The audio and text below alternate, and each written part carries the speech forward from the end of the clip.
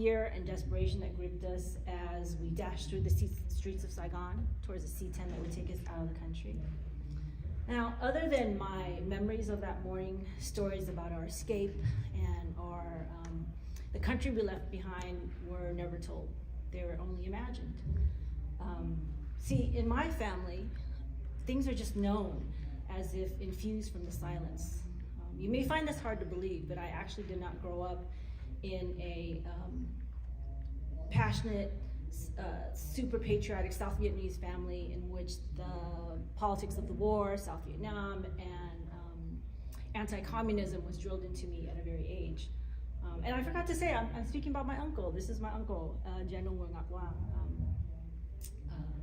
So I didn't grow up kind of drilled with all this politics. Instead, what I grew up was complete silence and adults who sank all their love and their attention, their energy, my uncle especially, into ensuring our survival in this country.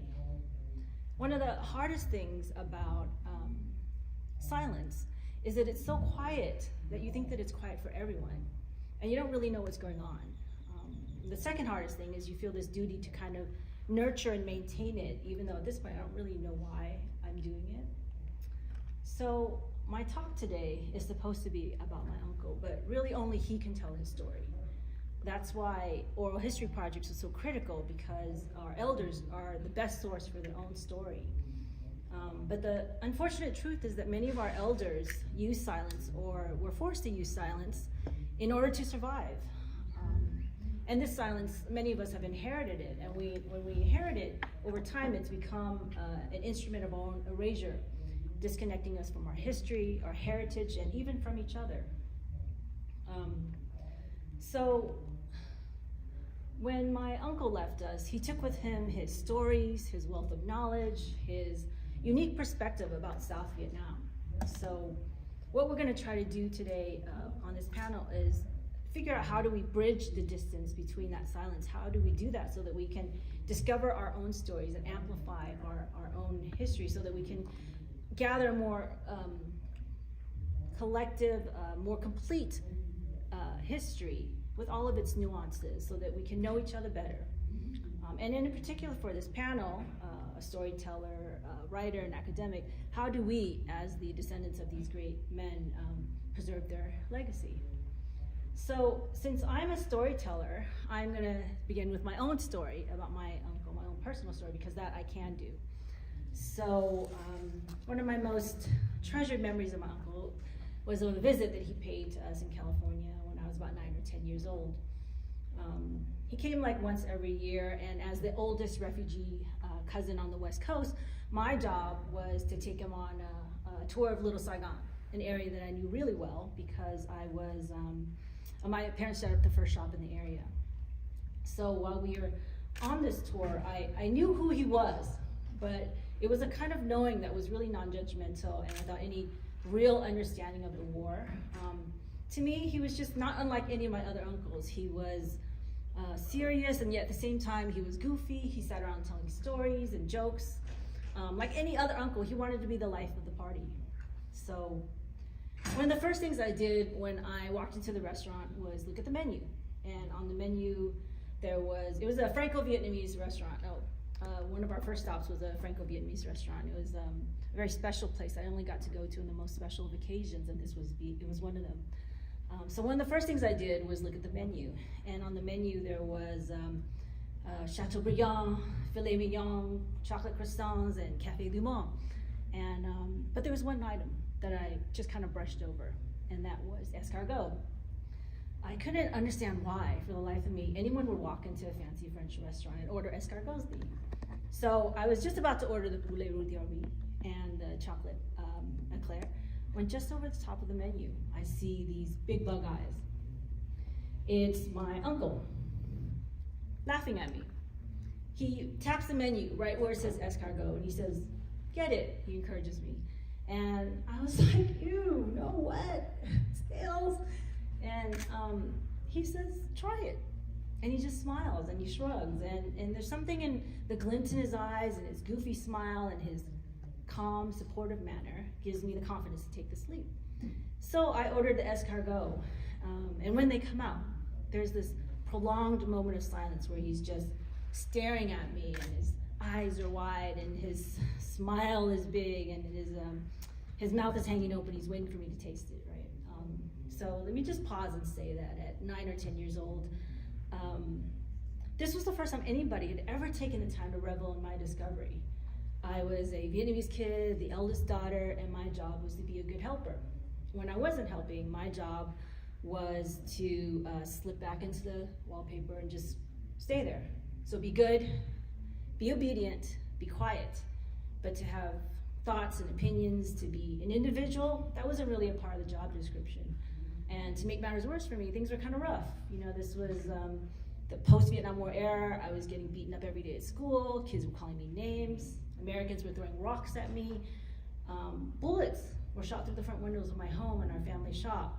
So at that time in my life, and for the next 2 decades, I felt so completely alone in the world. So for someone to see me as an individual felt really unique and amazing. I mean, he just stopped everything, and there was a whole lot of everything. So people were coming by our table every few minutes. They wanted to shake his hand, they wanted to thank him, they wanted to give him gifts, they wanted to pay for the meal, which I appreciated. They just wanted to touch him. But for the few seconds in which I had this snail floating in my soup spoon, he stopped everything. So I fed myself the snail, and I chew it, and he's watching me, and he's staring at me, and smiling. Thích không? Ngon không? Do you like it? Isn't it delicious? And I remember feeling important. I remember feeling important because I never felt it before, and no one ever made me feel like I mattered before. It was a weird feeling, almost as weird as chewing on a snail that tasted kind of like the very salty, very fishy sauce that it had marinated in. I remember chewing it, biting into little pieces, and him watching me, watching the kind of feeling out the texture, and I was kind of surprised that I liked it. Escargot tasted kind of like, oyster and shrimp and octopus all put it in one. And at the end of the meal, he asked me, "Are you gonna order it again?" And I was like, "Nope, not for me."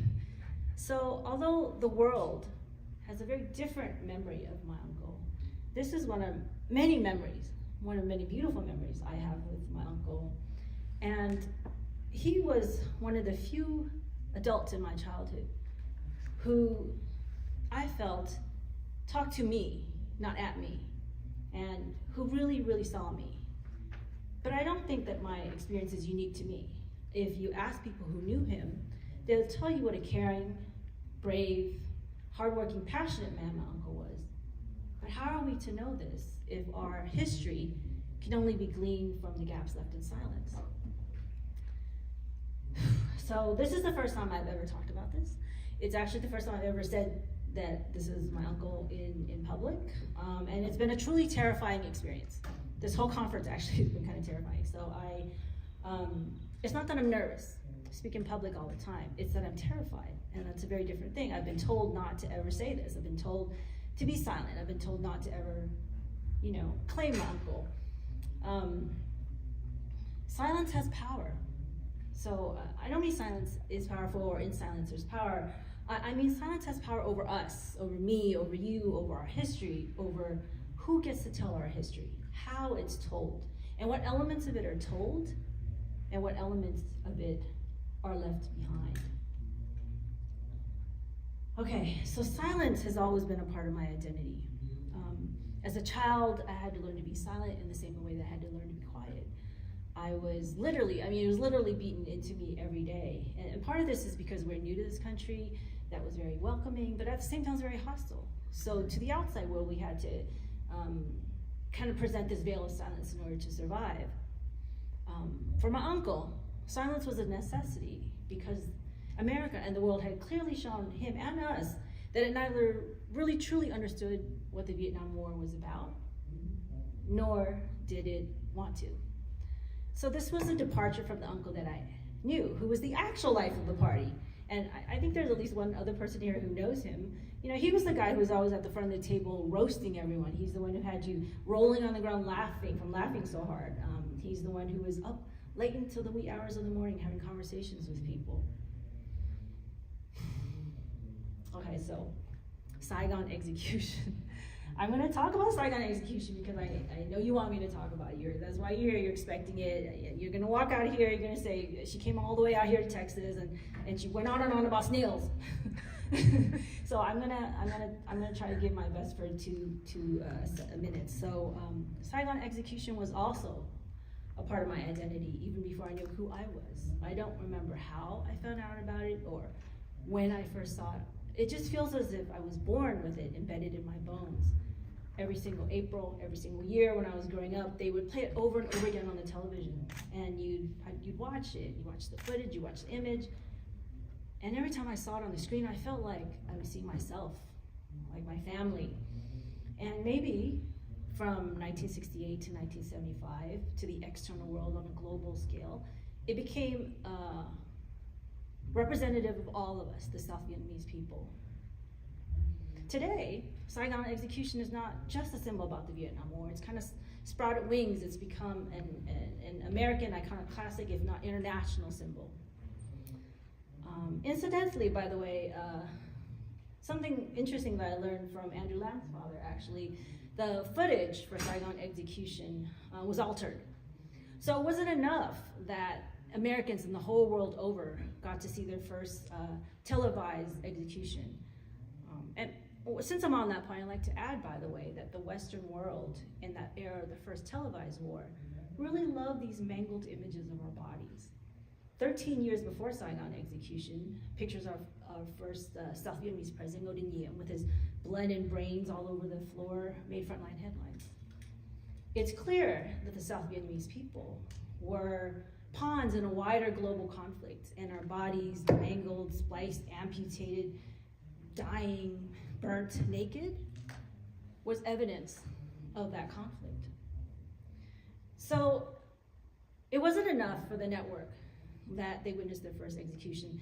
It had to be quicker. It had to come faster. So the network spliced the footage so that when you watch Saigon execution, everything happened instantaneously. Instantaneously.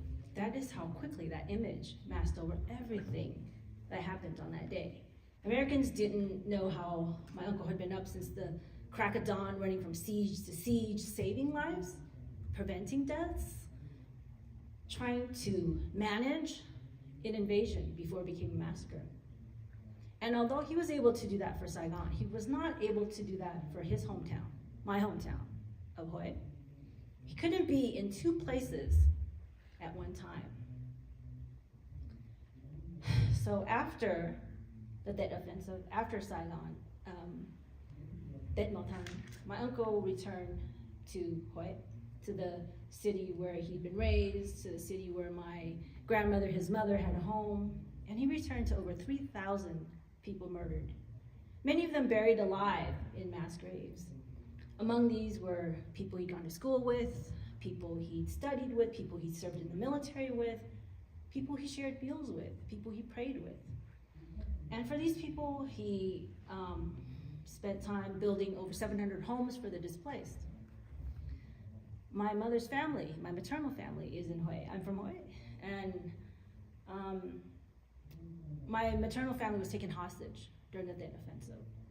My mother tells me of how public executions and trials were being held, and how the streets were lined with bodies and blood. So I'm lucky that I'm here. I'm lucky my maternal family survived, but over 3,000 people did not. Americans, foreign nationals, Vietnamese men, women, and children. Now, for those who did survive in the diaspora, we have South Vietnamese writer Nhan Ga Thich. She did not choose silence. Instead, she chose to commemorate her experience with her book, Morning Band for Hue. For that, she was arrested and later condemned to re-education for 14 months, I understand. For those of us, for those in Saigon who did survive, we have my uncle and many others who worked with him. They're credited for preventing a massacre, for foiling a massacre, unlike the massacre in Hue. A massacre which, by the way, has been largely forgotten in America and in Vietnam. But America's always done funny things with massacres, like forget about them. For example, every year during Thanksgiving, we celebrate, but we fail to recognize the over 700 Pico men, women, and children who were massacred on the banks of the Mystic River in 1637. Following that massacre, Governor John Winthrop of the Massachusetts Bay Colony said, for the next 100 years, to celebrate this massacre, we'll hold a Thanksgiving feast. Similarly, after the Civil War, America has yet to do justice to the over 100 separate massacres of African Americans that have taken place. Massacres like the 1921 Oklahoma Tulsa race riot and the Elaine massacres in Arkansas. But for some of these, there are memorials so that America does not forget, cannot erase its cultural memory of these massacres.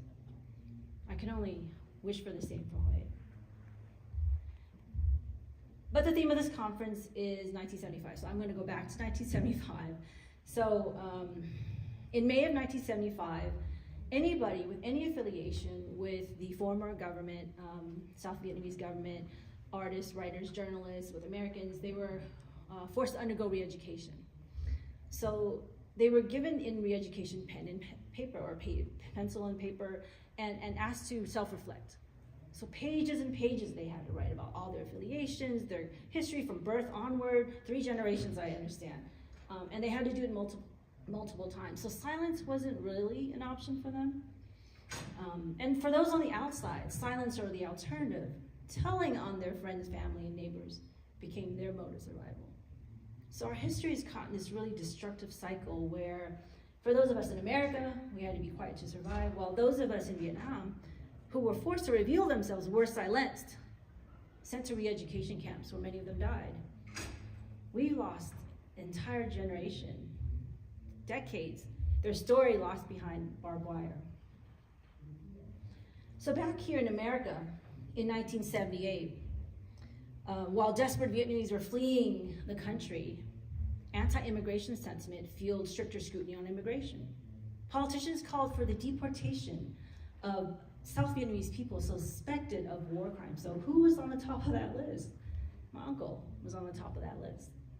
Congressional hearings were held, and the photographer of Saigon execution, Eddie Adams, was called to testify against my uncle, but instead he testified on his behalf alongside many others. President Jimmy Carter halted the proceedings. He called, and I state, such historical revisionism is folly. But what did Carter mean? I have 2 theories. So my first theory is based on silence, but this time American silence. Maybe Carter, who was a humanitarian, wanted Americans to focus more on their own ethical responsibilities in Vietnam, rather than to scapegoat my uncle and cleanse their own involvement. And then my second theory is this. The South Vietnamese people, in particular my uncle, were victims of a terrible war. My uncle was a victim of a massacre that he foiled, a massacre that many people believe received skewed, negligent, and unethical media coverage. Maybe what Carter meant was to alter or attempt to alter the cultural memory of that offensive was not only unjust, it was unwise, since America had their own massacres to deal with. At that time, at the same time as the deportation, the trial, the ugly trial and prosecution of those involved with the My Lai massacre was occurring. And from that, we have little to no sentencing. It was held also 25 years before the newspaper, the Toledo Blade, broke the news, broke the silence on the massacres and executions and other war crimes that were committed by the American military force. I believe it was called Tiger Force, American Military Unit Tiger Force, in the Central Highlands at the same time. So maybe Carter called it folly because he saw the whole picture and not just one picture. So a picture is silent. It doesn't say anything, and yet it says a whole bunch. But a picture is incomplete. It says something that was in the past. It's already happened. To quote scholar Nguyen P. Dang, a picture is not a mirror, it's a window. It doesn't say anything, it's silent. Silence is one of its preconditions. A picture is only a suggestion of what's going on in the picture, something that we know nothing about. other than the fact that some people once existed. A picture is silence made visible. So we think of silence as this blank slate, but it's not. Within that space of silence is all the things that we've inherited and all the things that our ancestors are telling us when we place offerings on their altars. While we're praying to them, filling them with our wishes, they're filling us with their silence, and we, listening, translate their silence into cultural memory. So my uncle lived by a mantra: Tổ quốc, Young You, Trách nhiệm. It is the mantra of the Army of the Republic of South Vietnam. Loosely translated, it means motherland, honor, responsibility. My uncle lived by this mantra at a cellular level, from his family to his country. To me, in this modern era, this is what these words mean to me. Tổ quốc, to have loyalty, commitment to my ancestral roots. Young You, to live honorably and honestly, to ensure that the stories and sacrifices of my people, my ancestors, are not forgotten, not erased. Trách nhiệm, to have agency, to have responsibility, to make sure that the stories of my people are amplified. And where my only source material for that is silence, I feel like it's my duty to reach into that silence and do my best to listen to the voices of the people who came before me and translate their silence into stories. So let me end this talk by going back to the story that I began with. Back to a time when I, at 9 or 10 years old, felt so completely alone in the world. To a time when I was sitting across from my uncle in a fancy French restaurant. To a time when I was so short that my feet didn't even touch the ground. Where I overcame my fear because I trusted that my uncle would be there to take care of me, that he would be there to make sure that I'd be okay, that he'd experience it with me, and if something bad happened, he'd be there to take care of me. My uncle heard and saw me, and by doing so ensured that I had agency. This is what my uncle did for South Vietnam and for the South Vietnamese people.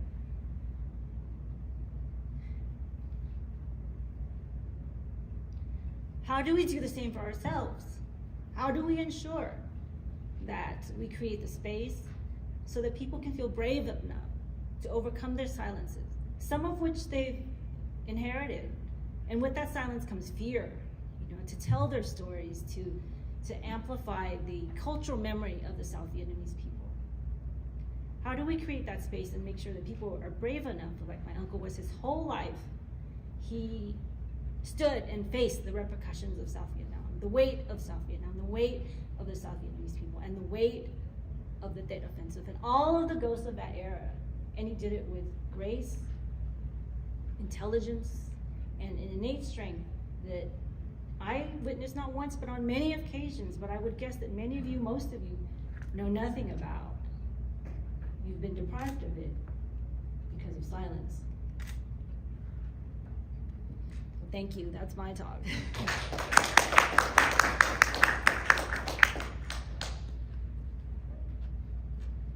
So I think what we're gonna do is, now we're gonna play Evyn's presentation, which is on video. Professor Evyn Espiritu Gandhi could not be with us today, so we're gonna go ahead and play that video.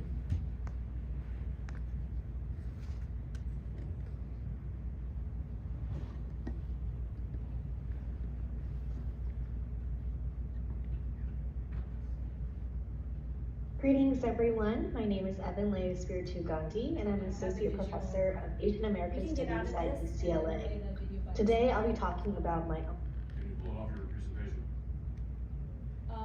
Yeah, I think we tried that, we couldn't, so I think we'll just get out of it and go to the video that you have. All right. Thank you.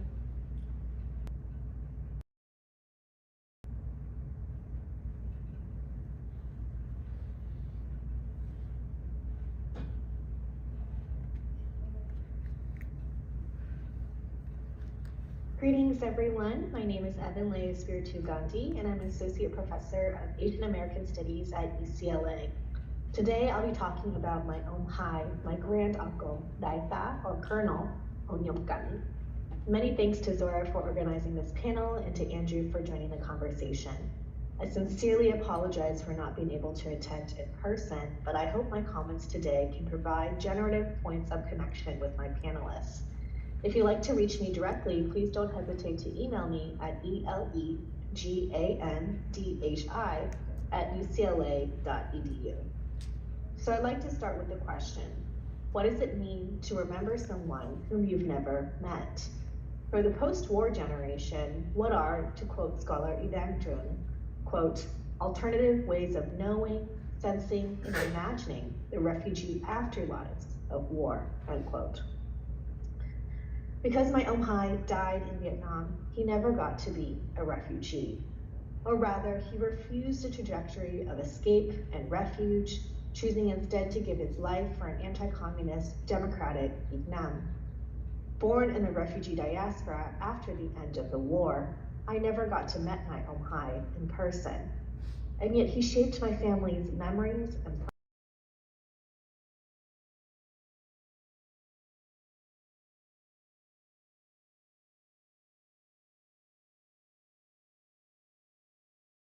ancestors forward. So for the first 21 years of my life, the memory of my Omhai was wrapped in what Evyn calls, quote, refugee aphasia, a, quote, perforated language full of silences, pauses, and hesitations that is attuned to, quote, living the afterlife of loss, end quote. For my family, he was a private memory held close to their hearts. To my Bawai, my mother's mother, he was a brother she left behind when she decided to leave Vietnam in April 1975. She wouldn't hear of his death by public execution in August 1975 for refusing to surrender at the end of the war until many months after the fact.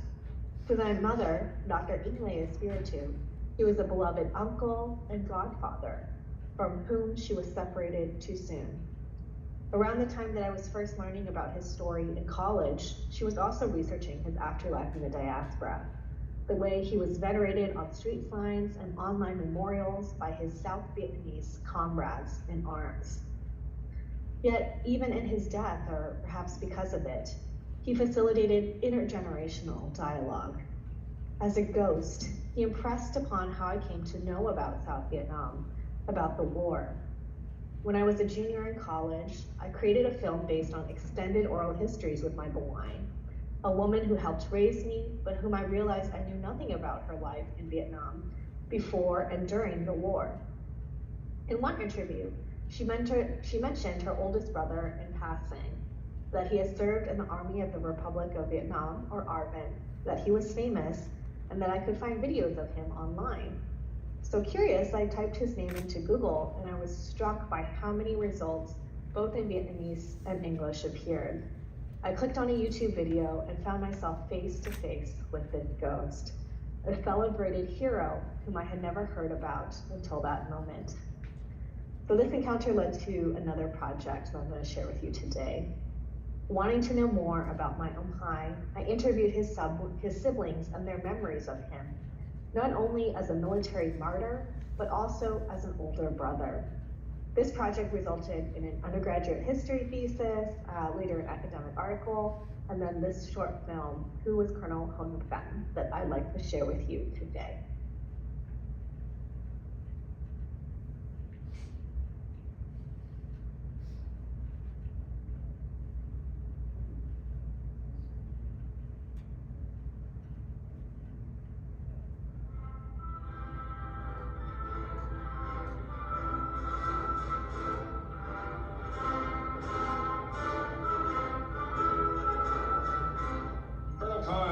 Was my friend, but what I want people to know, he wasn't just a colonel, he was a real hero. Hồi em khoảng 7 tuổi rồi đó, là em có lên ở Vinh 2. Ở Vinh 2 rồi lúc đó là tổ đi học 12 mới thẳng về Nha Trang, trường cái gì Tổng đế. Sau khi về đó thì cậu Cẩn đi được thăm với sự sống và nấu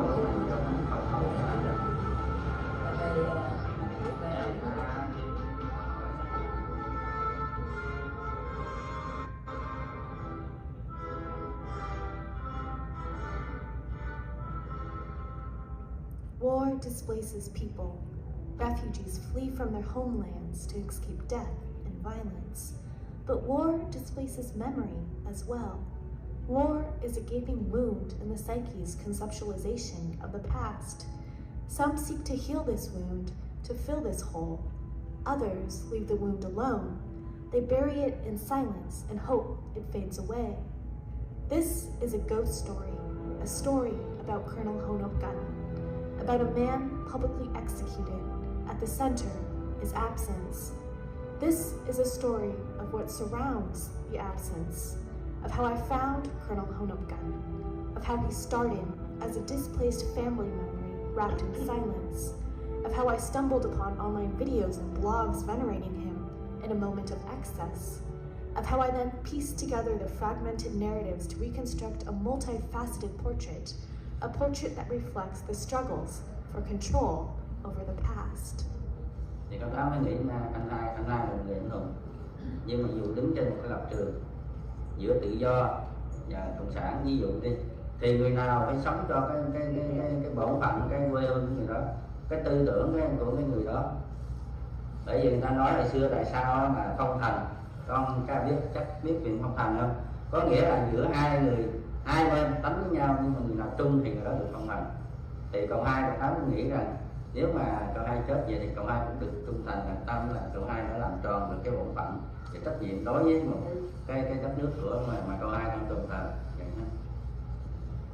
Đúng là theo cái ý nghĩ của mình và ý nghĩ của anh hai thì đúng là tại vì anh hai thì theo như nói rằng là bên đây và bên kia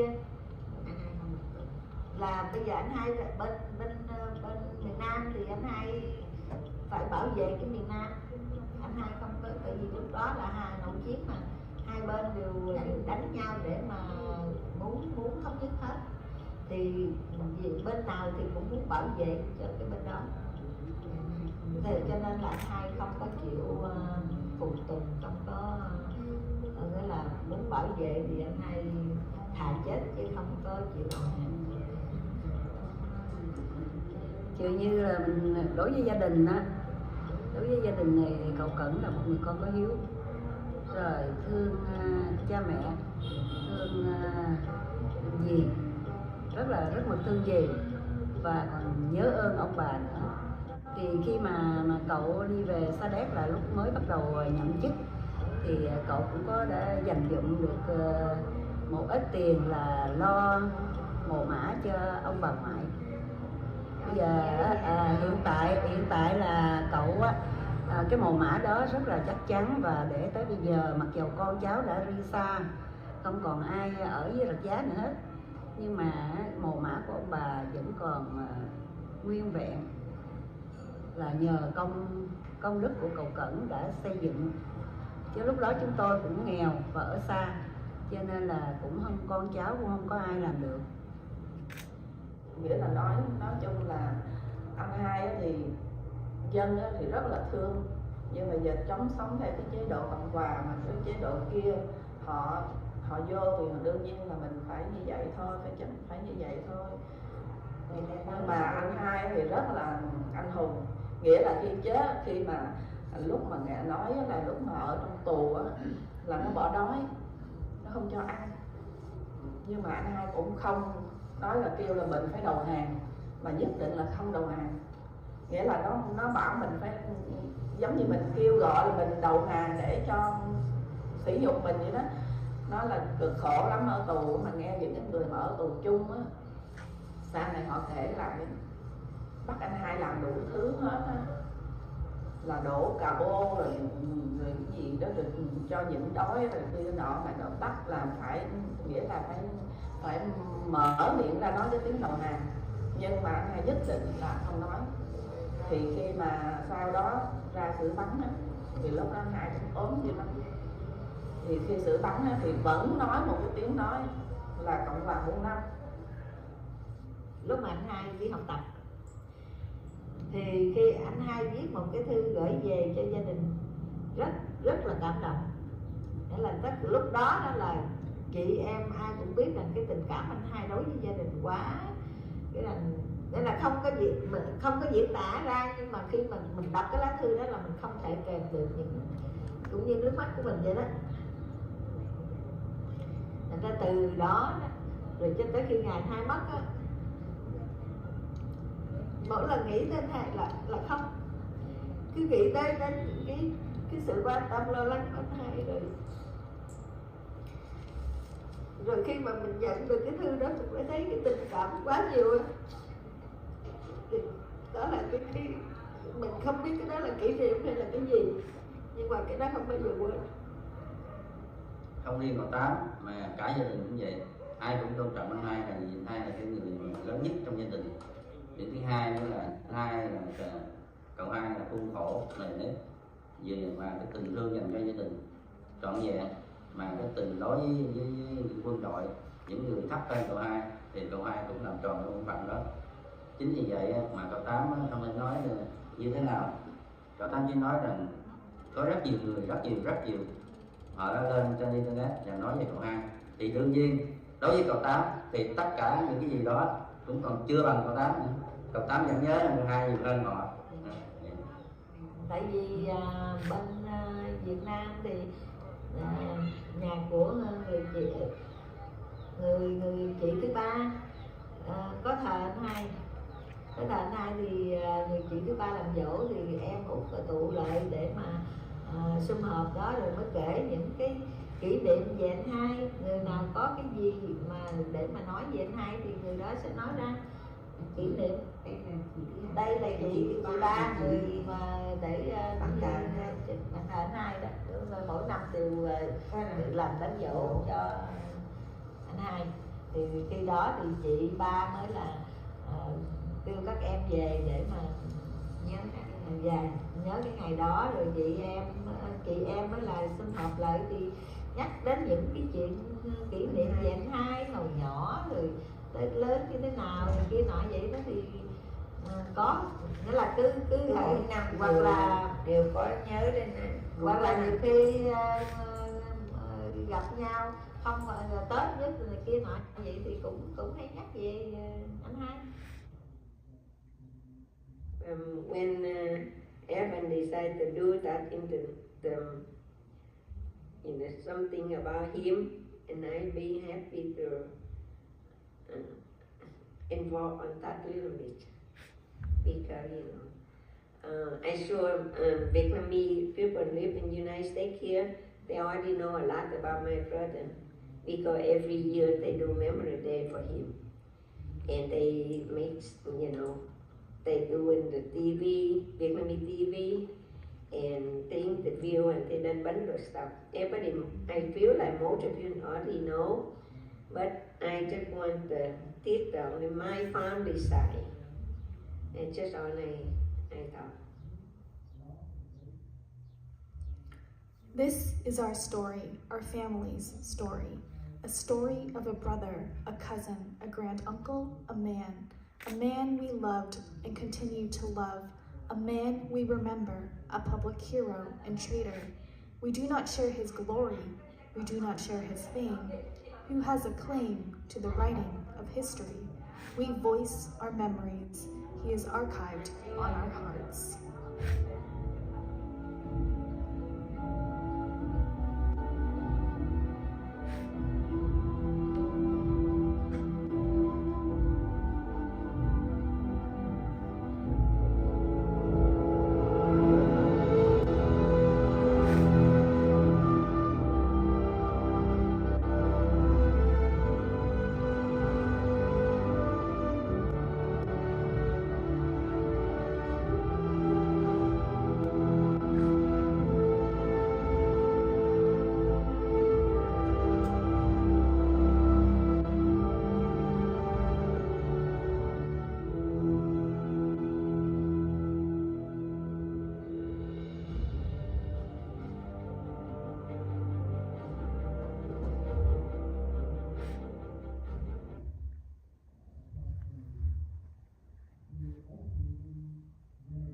So at one level, this project was about my Omhai, But it's also about my Bawai, who helped conduct the interviews and who in the process learned more about her brother's last days, which she had been shrouded in silence after she had left Vietnam.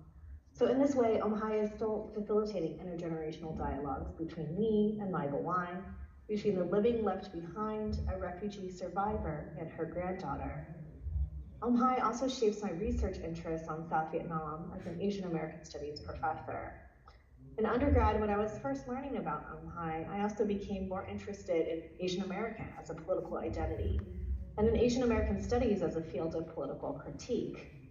Initially, I struggled with how to reconcile the field's origins and the Asian American movement's leftist politics and anti-Vietnam War protests with the anti-communist fervor of the South Vietnamese American community, both those in Vietnam, like my Hai, and those who left as refugees.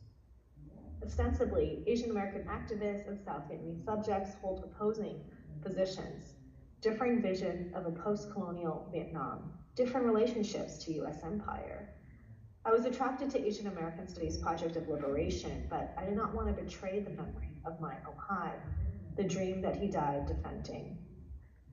Critical refugee studies scholars such as my mother offer a way forward, a commitment to sitting with and working through complexity and contradiction, of taking seriously the agency of South Vietnam, while also criticizing the overreach of US imperialism. Hai has taught me to attend the South Vietnamese vision of post-colonial independence, which has been suppressed by both the United States and communist unified Vietnam, even as I critique the way that nationalist projects are predicated on inevitable exclusions. Intergenerational inheritance is not about passive reception. Instead, it's about revival and remixing, a way of putting ghost stories in conversation with new generations' questions. It's about creating a, quote, meditative, repetitive space of beauty, creativity, and regeneration. And that's again from Udang. So even now, I am listening, open to where my Hai will take me next. Thank you very much.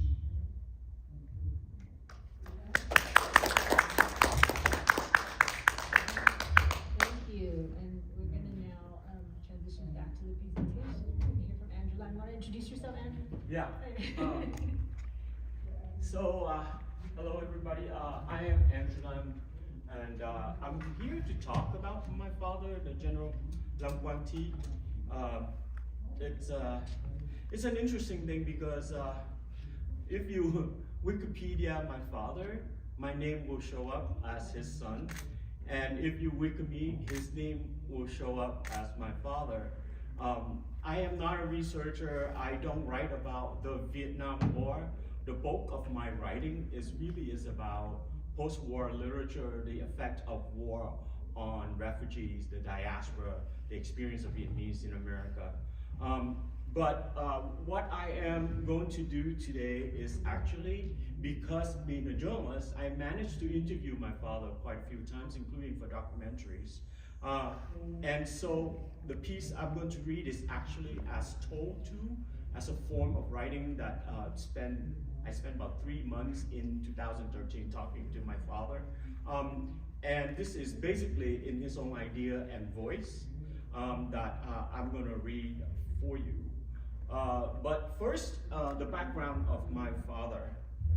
Born in the Mekong Delta in 1932 to a wealthy land-owning family, Thi Quang Lam spent 25 years in the army and rose to the rank of Lieutenant General in the Republic of Vietnam by the time the Vietnam War ended. He joined the Vietnamese National Army in 1950 and graduated from the National Military Academy in Dalat. He held the position of Commander of the ARVN Artillery Training Center, Commander of the Artillery in I Corps, Deputy Commander, Commander of the 9th Infantry Division, and Commander of the Vietnamese National Military Academy, and so on. And he left Vietnam on April 30th, 1975 on a naval ship when the last president of South Vietnam surrendered to the North Vietnamese Army.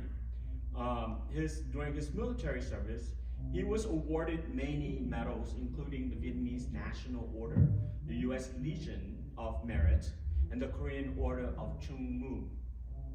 My father was also a martial art expert. He also held a 3rd-degree black belt in Taekwondo, where he had to go to Korea to gain that degree. He got his baccalaureate in French and philosophy, and later in the US. At age 45, a bachelor degree in history, and then at age 48, an MBA, and then he worked as an executive for the Bank of America for 2 decades. He then, in retirement, wrote 2 books, The 25-Year Century and Hell in Anglo, while working as a substitute high school teacher for many years. I should add here that my father taught himself English while fighting the war in Vietnam. And the reason being because he had so many American advisors and he didn't want us to speak French. So he taught himself English, which is quite amazing. Unfortunately, he died of COVID complication in January 2021 at the age 88 in Fremont.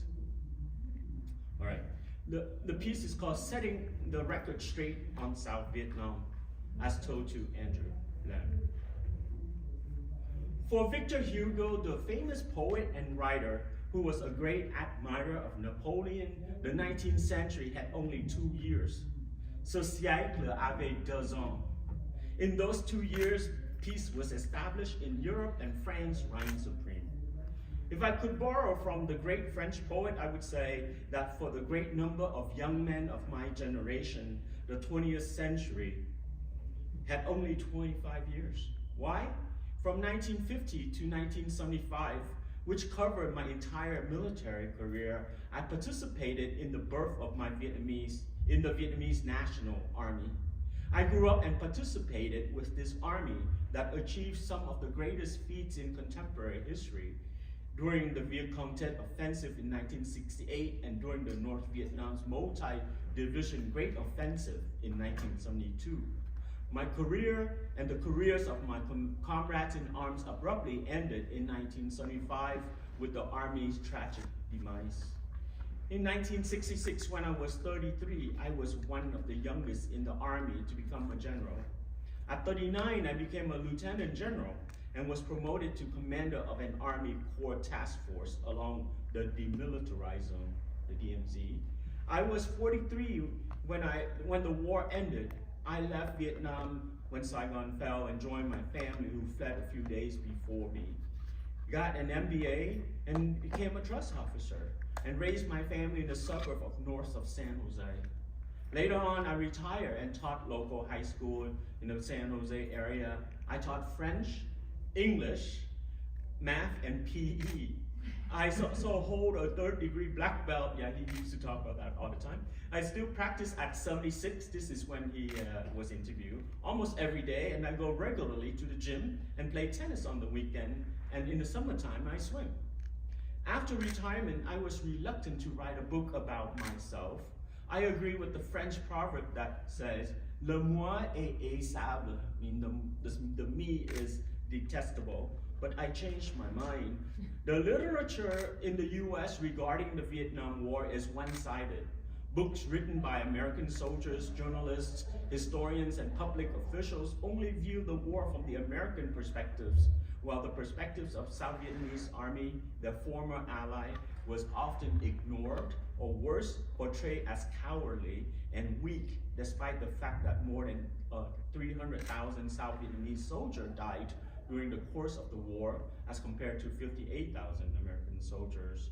Our toll and suffering was far greater than what Americans care to imagine or know. Many American journalists were anti-war. The war was presented from the most unfavorable angles, with the media sensationalizing the news and distorting the truth, if necessary, to achieve its anti-war objective.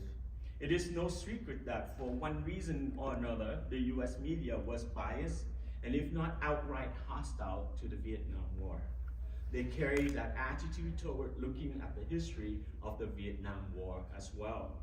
Even the Vietnamese communists had written quite a few books, which were eagerly translated into English by many American professors to brag about their military political achievements after the war. North Vietnam General Vang Tinh Dũng Great Spring Victory, for instance, is widely circulated. Trương Như Tăng, a former cabinet minister in the Viet Cong Provisional Revolutionary Government, wrote Memoir of the Viet Cong to tell the story of his life and frustration with the heavy tactics of Hanoi. There's an American fascination with the only enemies who defeated them. Even former Defense Secretary Robert McNamara went to Vietnam years later to talk and interviewed his counterparts. The South Vietnamese who fought along the US Army, McNamara never bothered to talk to, and many lived near him in the US. Only a handful of books had been written in English by journalists, public officials, and soldiers from the former Republic of Vietnam. Despite the fact that the largest Vietnamese population outside of Vietnam is here in the US, I believe that it was time to set the record straight. That was when I wrote my memoir. His 2 books are here. By the way, the books he published were published in Texas, University of North Texas Press. The 25-year century, a South Vietnamese general remembers the Indochina War was published in 2000. It was my take on what happened and how Saigon fell. 2 years ago, I finished with another. It's called Hell in An Loc. It's a less known battle in 1972 when the Communist Army attacked from the east, from Cambodia via the Ho Chi Minh Trail. An Loc, a small town, was defended by 6,900 South Vietnamese soldiers who fought against 30,000 North Vietnamese and 100 tanks. Against heavy odds, they withstood 94 days of horror and prevailed at a tremendous cost. My memoir I dedicated to my grandchildren, Amy, Eric, and Brandon, all born here in the US, innocent and with no memories of Vietnam. I wish to leave something lasting and a record of what happened, so when they are old enough, I hope they will read and learn something of their heritage. The book on An Loc is primarily to tell the South Vietnamese side of what happened, and more importantly, to render justice to their history. These unsung heroes have inspired me throughout writing this book and were the source of constant encouragement for me to carry out this at times very difficult undertaking. I bear the loss of my homeland. So many of my comrades in arms died, some committed suicide, and many were sent to concentration camps. I feel both anger and sadness. Anger because we were a democracy abandoned by our allies, the US, at the darkest hour of our history. But I tell myself that the Indochina and the Vietnam War bought time for the free world to regroup, to marshal its energy, and to finally win the Cold War. If this were not true, then let my work be testimonies to the extent of the devastation and the human tragedy caused by unnecessary wars, and that my friends and comrades in arms died for nothing. I get philosophical in old age. I understand that tragedy can strike the best and the brightest, and human sufferings have their intrinsic grandeur. I don't expect history to be kind. I am in exile. America is destination, but it never be fully home. But I do my best to contribute to the canon of Vietnam War literature and balance the perspectives of that three-sided war, one in which the South Vietnamese point of view is woefully underrepresented. Besides, I am optimistic. Since the Marxist system is all but collapsed, I still nourish the dream that I will live long enough to have the opportunity to come back to a free and democratic Vietnam. That was written in 2013. My father never got to see his Vietnam, though he talked about it near the end of his life, still longing and still wanting to see a free, democratic Vietnam. And I should add that when he finished Hell in An Loc, which took him a long time, he spent a lot of time researching, he spent a lot of time interviewing people. He wanted the book to be impeccable as an argument. And when it was accepted by the university press, my mother told me that he sat down and wept. And mind you, my father was a general and he never weeps. So the reason he wept, I suspect in retrospect, is that all those years watching him disciplined military ramrod, back straight in the morning after dinner, writing his book, researching his book, often by writing by handwriting, a habit from old days, is that the ghosts of those who died were with him, so it felt, that they wanted him to finish the story. And in my imagination, they stood in silence, watching my father.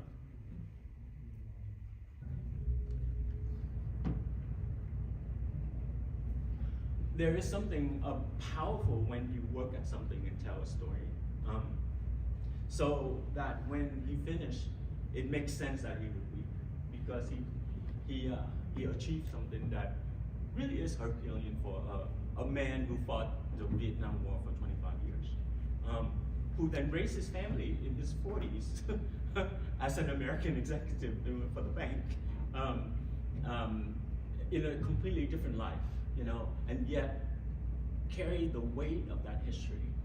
He carried that weight so much that it eats into our own family life in America.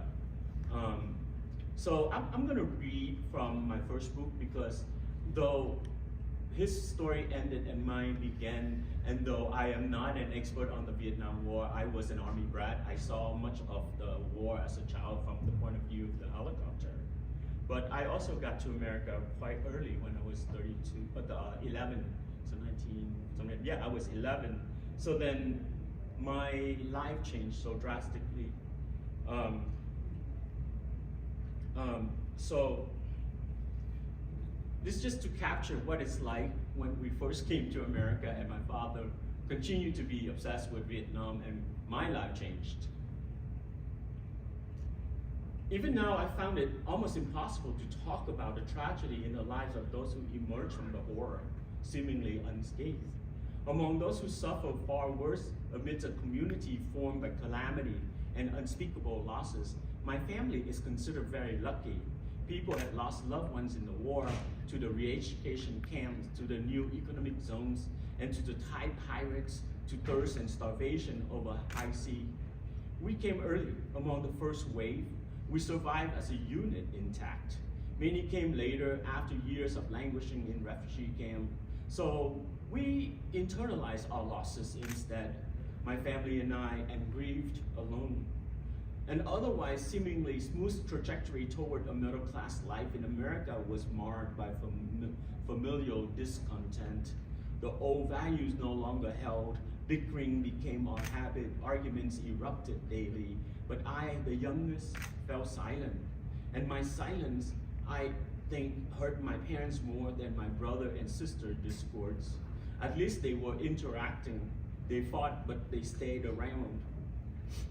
Engaged. They both went to college while living at home. I, on the other hand, was at the earliest age plotting my escape. I had grown to resent my entire family, but especially my own father.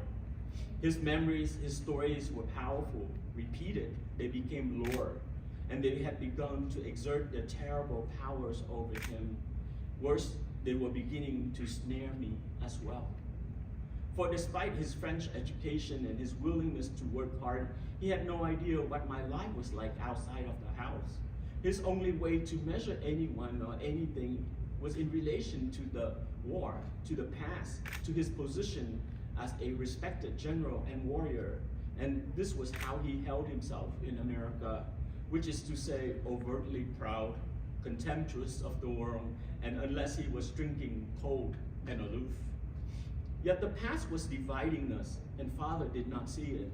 He saw himself as a political exile and had no need to question his identity whatsoever. As his children, it was understood that we were to accept that exile identification for ourselves as well. His interaction with Americans were all out of necessity. He claimed none of them as his friends. But a Vietnamese general living in exile in America at least knew where he stood in relation to history. His identity, even if ignominious, was assured. In war, after all, there are winners and there are losers. As a Vietnamese community began to form around him, and his culture of nostalgia defined the communal ethos, Father was becoming once more a visible icon of an unfinished war.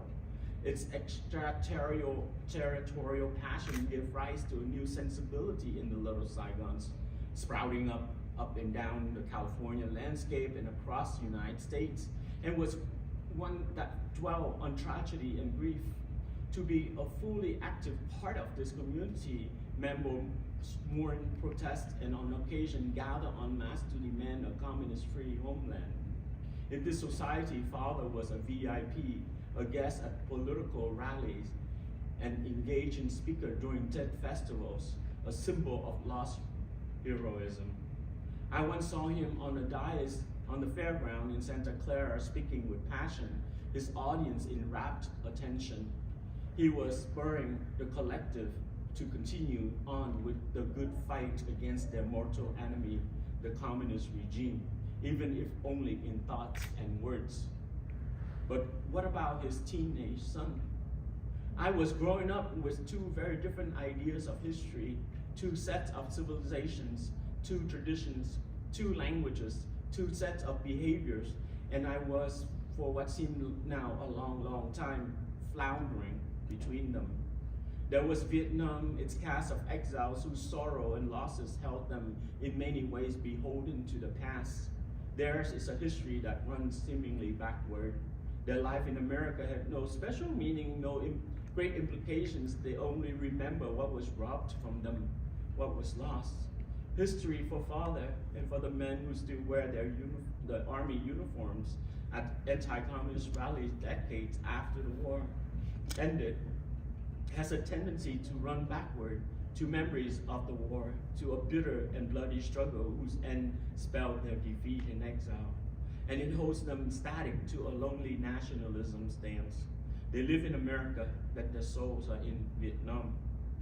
The history of the defeated is private and circular. It binds it all at the core. It is the ball and chain around a prisoner's bleeding ankle. In it, the only moral direction to be had is the one that demands complete loyalty to the past. Not to own it, mind you, but to let oneself be ruled by it. And to do so, one has to accept forever the status of a stranger in a strange land. I wrote that in 2010, but the irony of life is that I ended up spending so much time in Vietnam in 2018 and teach in Vietnam and worked in Vietnam in some ways, that I got caught there during COVID and couldn't come home when my father was dying. And so I'm gonna end with this email to basically say what goes around comes around. And this email I sent to my best friend when my father passed. My father loomed large in my life, and his death at 88 and a half nevertheless left me more devastated than I ever expected to be. I take it as a strange blessing that at age 57 that I have never experienced profound grief until now. And it shocked me to my core because I find it to be absolutely true. The loss of a country, a broken heart, loved ones gone in the blink of an eye, my lovely, optimistic, do-gooder niece, for instance, just a few months ago, or my mother's long drawn-out Alzheimer's, because saying goodbye to her took 8 years, and it will take more. Yet my father's demise left such an absence, an unspeakable void, that I find reality itself a little suspect. How can it possibly exist without my father? In retrospect, maybe I am more sad for myself than his actual death. He who lived an epic life, who wrote books, who traveled the world, who loved the same woman for 65 years and recited French poetry, especially when drunk, whose last words were, "Who would take care of your mother?" Sad because I don't get to be the child anymore, the enfant terrible, so proud to be rebellious against his dad's ideas, so proud that he was able to walk out from under his father's large shadow to be himself and walk his own path. His last night, my sister was mercifully allowed entry wearing a full Hamas suit and FaceTime me just in time. She tried a dozen times before I managed to pick up the phone. Me who's stuck in Vietnam with no ways of getting home. So I managed this much. I love you, Father. I have always loved you.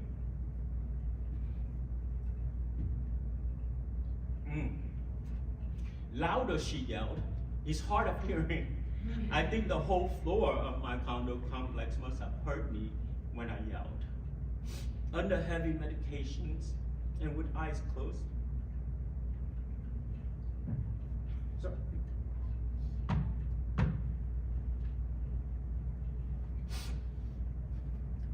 he struggled to nod.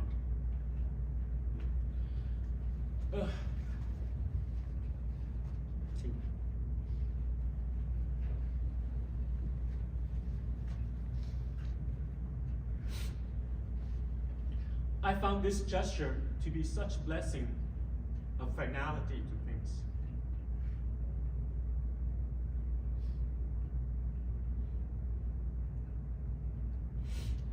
Wow, I didn't expect that long struggle to be me. How difficult it was to find a man who tolerates no weakness in any man. Well, I am now grateful to all those battles, those clashes, all the little alpha male frustrated. And I write this overlooking the river of Saigon, looking at the very spot where Dad took the ship out to sea on April 30th, 1975, and never to return. I find it odd too that I am here because it is convenient and safe. Dad longed to return to his beloved homeland and never could. Vietnam was his destiny, while Vietnam is, and I suspect will always be, one of my many destinations. It was homeland, sure, but it will never be home wholeheartedly again. Which is to say, I envy my father's unwavering patriotism, which I don't have. But life is full of irony. COVID took my father away, but it did something else also. I said this in interviews before, but I find it to be more true now. I am still not sure about my love for Vietnam, but I am now committed to helping it in my own capacity. As a teacher, as a writer, or whatever else. Because I love my father. Sorry. Thank you.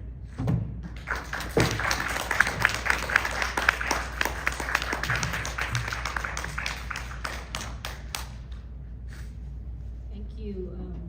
I guess we'll open it up to questions. I don't know how much time do we have? I lost track of time. 2:43, so maybe 10 minutes? 10 minute questions? Yes, sir, please.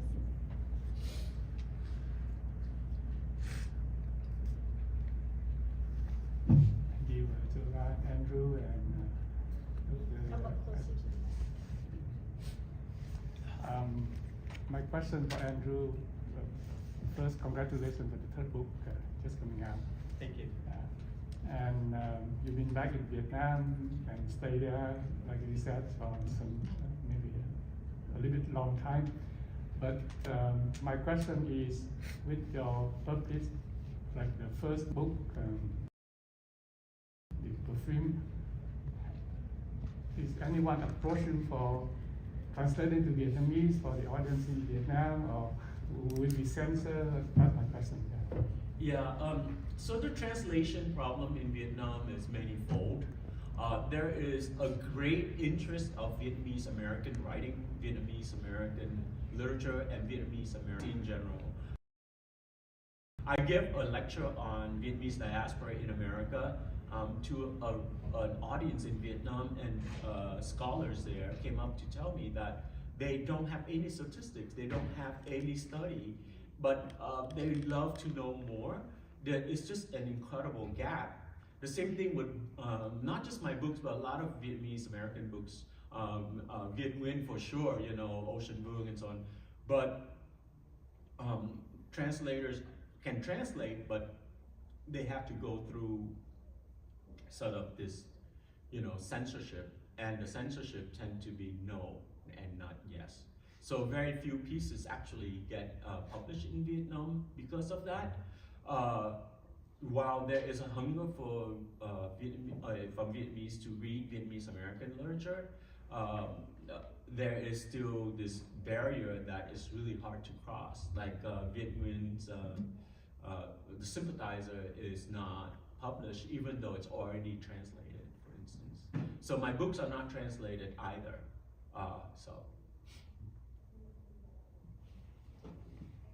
Any more questions? Yes. Just to follow up with that. Yeah, we'll come back to it.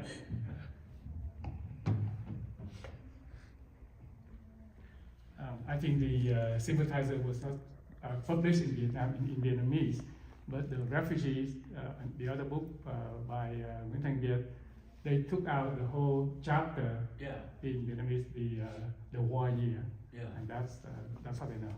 Well, I know the Sympathizers translated, but I didn't know they were allowed to be published. The last time I heard it was still waiting to be distributed, so I could be wrong. All right, thank you. Are there any more questions? Yeah. I just like to say one of my friends is in Houston. He's a combat fighter pilot for Vietnam during the war from 1963 to 1975. The cockpit, a lot of his Vietnam colleagues from the South Vietnamese Air Force went to Vietnam like 4 years ago, and he said, "Oh, we had so much fun." Yeah. He went back and had a blast. There was "Oh, you're the bad." No. Vietnam has over 100 million people, and the bulk of the population were born after the war, so they have no living memory of that war. Some 10 years ago, I helped Vietnamese American journalists to interview folks in Vietnam because they fly in every 10 years, on the anniversary, April 30th. And they ask the question of young people, say, what do you think of the war?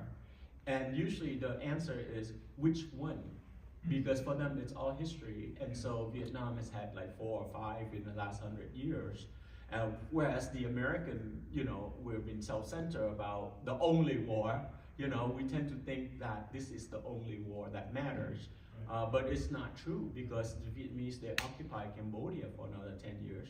And there are a lot of people who step on mines. In fact, I remember one time this LA Times reporter immediately made this comment when she saw a man in army uniform with one leg, and she said, "Look, he stepped on American mines." And I say, "How do you know?" So we went and interviewed the guy, saying, "No, I stepped on a Khmer Rouge mine because I was in Cambodia occupying that country." Again, it's our assumption that the mea culpa as a way of writing about Vietnam that make us so, I don't know, missing the whole story, I think. China is today, Vietnam today is a very successful country. Like Da Nang is a technical hub for, silicon industries and things like that. China's looking at that real estate, and I think it was General Jeff, he condemned China. Don't you even think on ever taking our country. You're after our aluminum. You're after our oil deposits, Vietnam must be very careful how friendly they are with the United States, because China will just come right in and just take over, because a lot of people in Vietnam, they're not in tune with what's going on, Well, I think Vietnam is constantly fighting this sort of between these two superpowers, and it's a negotiation that hasn't ended after, since 1950 something. Yeah. So we wish Vietnam the best of luck. Are there any more questions? Yes. If you would please go to the microphone and ask your questions. Thank you. Okay, sorry about that. First of all, thank you both for being here and sharing your stories, the story of your father, your uncle. Zora, I was wondering if you'd ever met or spoken to Eddie Adams and what you thought about what he said about feeling a lot of guilt about essentially he thought he ruined your uncle's life. Thank you. Funny you should ask. No, if I met him, I would have been so little that I wouldn't even know what to have said to him. But the American photographer was a constant presence in my childhood. my uncle, of course, Quang, and that guy, you know, the American photographer,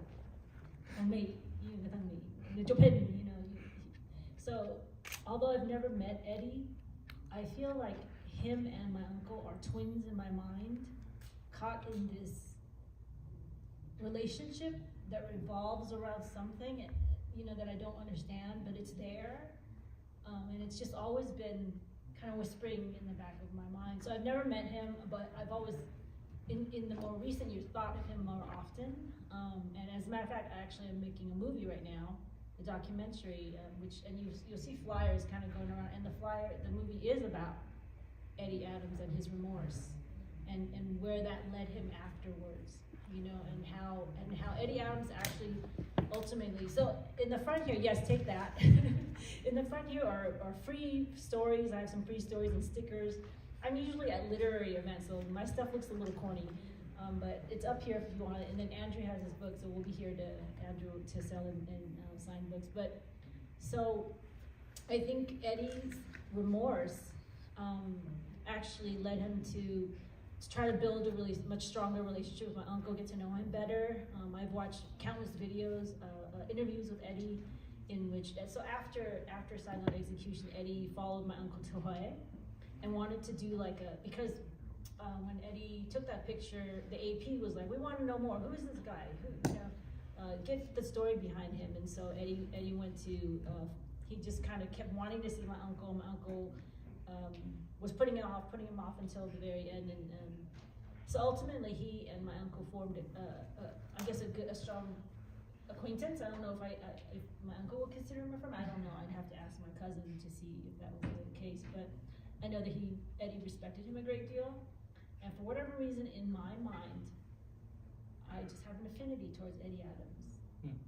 Maybe because he testified on behalf of my uncle in front of Congress, but also you get the sense when you listen to interviews of Eddie that it didn't ruin just my uncle, it was him, Eddie's life as well. You know, it affected him as well. So you know, there is a strangeness to this story, I think, where the Vietnam story and the American story begins, is that the man who was executed had killed an entire family before that, and that family was, I think, a subordinate. The man was subordinate to,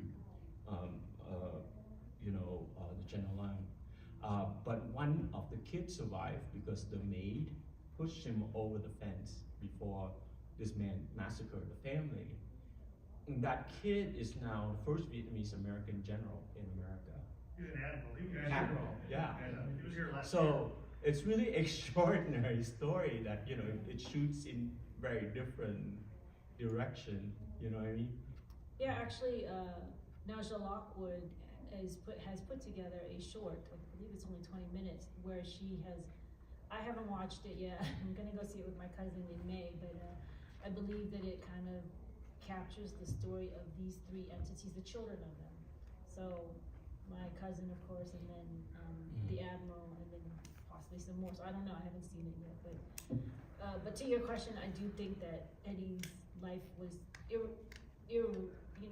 changed forever, and then everything he did afterwards seemed to kind of fall back on this redemption story, which I try to capture in my movies. We're almost done. One more question. I have one question each for each of you. First, I want to express my gratitude to Andrew for sharing your very heartfelt feelings and recollections of your father. And my question is that it seems that at the beginning, during your enfant terrible phase, your father was the source of resentment. And I want to know how eventually that source of resentment turns into a source of inspiration for you and your work. And the second question to Zora is that you made reference, by citing Andrew actually, so both of you can answer this question, that the footage of the Saigon execution film by NBC, I believe, was doctored or spliced in some way. So in what particular way and how do we find out about that, the way it was doctored? Yeah, thank you. I can answer that, but it's really Andrew Lamb's father who wrote about it. So there was another book that's quite rare called Autopsy that Andrew was just telling me about. So it's in Autopsy, so that's my only evidence. I don't have it from word of NBC, obviously, but the way it was altered was that, and I hesitate to talk about this because I really don't want to focus on this, but when the Captain Lamb, I believe his name was, fell, between the time in which he fell and the blood flowed out of his brain was not sufficiently fast enough for NBC. And so they spliced it so that it was almost like instantaneous that he fell and then there's all this blood. And then that is then shown over and over again, kind of like 9/11, just over and over again. They don't show it anymore, but as a child, I watched it literally every single year from the time I was landed in here to 1975 all the way till must have been 1990s, and then they stopped doing that. So it's in the Autopsy, and maybe it's in this one because you said this is the subsequent. Yeah.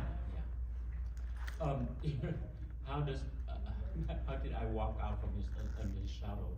I just I watched my brother. My older brother had worshipped him, had adored him, and worshipped him, and it had eaten him alive. I mean, when you have a larger-than-life father, and you try to copy him, you inevitably fail. Because my brother got a black belt, but only 1 degree. My father, promised all these great things. If he sent my brother to the U.S. to study, and when the war ended, we joined him instead of him graduating and come back to us. And so my brother carried this bitterness because he had this vision of like trying to be like my father, and that didn't happen. And that's one of the skirmish in the family that I watched growing up. So one way for me not to deal with all that is like I try not to let my father's vision of what I should be dictate what I do, and when I told him I was going to be a writer, he was very surprised, but when I did make it as a writer and start winning awards, he actually stood up at family dinner and say, "I'm proud of you," in English, which is something neither my brother and I ever expected from my father, and I always felt that he said it to the wrong son because my brother tried so hard to please my dad, and I tried to walk away from all that and just be myself, and ended up finding my own vocation, my own path in life. And my father turned out to admire it. So we kind of become friends in a way, which is kind of odd to say. Yeah, that's a happy story though. Yeah. Thank you. Well, thank you, everybody. Thank you. So why don't you meet Andrew up here if you want to purchase some of his books and get some signatures.